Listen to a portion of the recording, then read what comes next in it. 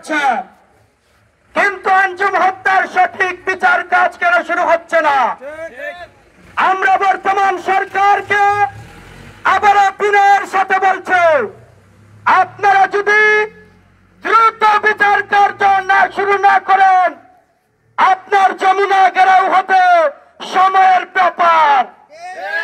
সংগ্রামী সাথী ভাই বন্ধুগণ, আপনারা শুনেছেন কে বা কারা বর্তমান শ্রীপুরের যুব সমাজ এবং ছাত্র সমাজকে উদ্দেশ্য করে বলেছে আমরা নাকি টাকার বিনিময়ে আন্দোলন করেছে, টাকা শেষ হয়েছে তাই নাকি আন্দোলন বন্ধ করে দিয়েছে।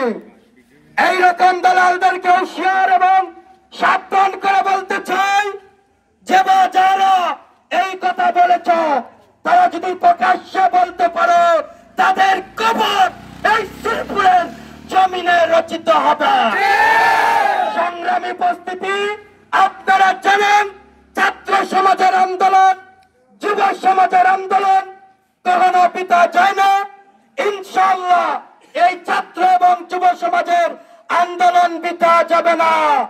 আমরা ইন্টারিম সরকারকে আবারও জানিয়ে দিতে চাই, আপনার চোখে কি মোহর পড়ে গিয়েছে?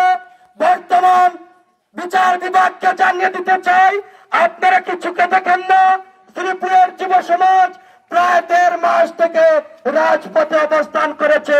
আপনারা কি দেখতে পান না? আপনারা কি শুনতে পান না? আজ যদি আপনার মেয়ে ধর্ষিতা হয়ে খুন হতো তাহলে আপনি কি করতেন? আপনার বিবেকের কাছে প্রশ্ন রাখলাম, আপনার বিবেকের আদালত দিয়ে আপনারা বিচার কাজ করেন। সংগ্রামী সাথী ভাই বন্ধুগণ, আপনারা জানেন যদি এই আন্দোলন থেমে যায় আপনারা বুঝবেন না আমরা শান্ত হয়ে গেছি। আমরা সময়ের প্রেক্ষিতে আন্দোলন এই শ্রীপুর থেকে ঢাকা পর্যন্ত যেতে সময়ের ব্যাপার। উপস্থিত সকলের সুস্বাস্থ্য এবং দীর্ঘায়ু কামনা করে এবং আগামীতে যত ধরনের আন্দোলন হবে আপনাদের স্রোতপূর্ত উপস্থিতি কামনা করছে। আসসালামু আঞ্জুম হত্যার প্রায় 1.5 মাস চলে গেল, কিন্তু এখন পর্যন্ত খুনি-জুনেলের কোনো বিচার হলো না। আমরা আইনকে শ্রদ্ধা করি বলে আমাদেরকে দুর্বল ভাববেন না।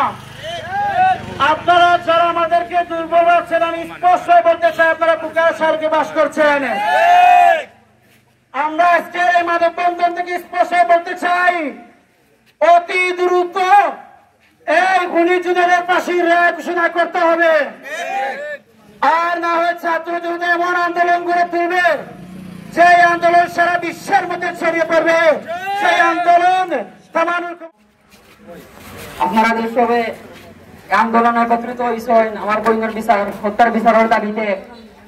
সবাই আমার ফ্যামিলির পক্ষ থেকে, আমার পক্ষ থেকে আন্তরিক মোবারকবাদ জানাইলাম। এবং এই বিচার যতদিন পর্যন্ত হয়েছে না, আপনারা সব আমার ফ্যামিলির সাথে এই রাজপথে থাকবা। যতদিন পর্যন্ত বিচার না হয়েছে আপনারা সব ঐক্যবদ্ধ হইয়া এই রাজপথে থাকবা